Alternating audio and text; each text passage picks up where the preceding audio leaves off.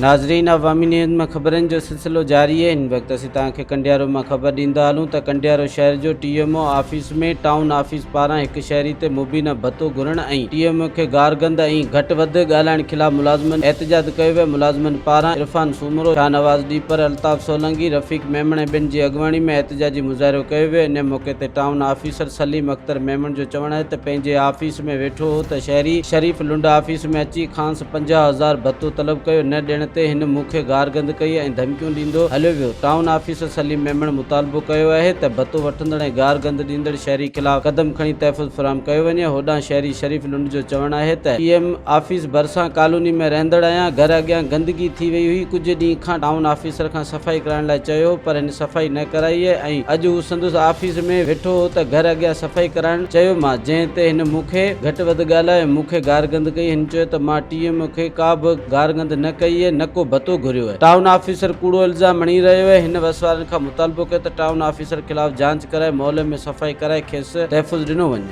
मज़ीद खबरों और तफसीलात के लिए विजिट करें हमारी वेबसाइट www.awamiNewsHD.com।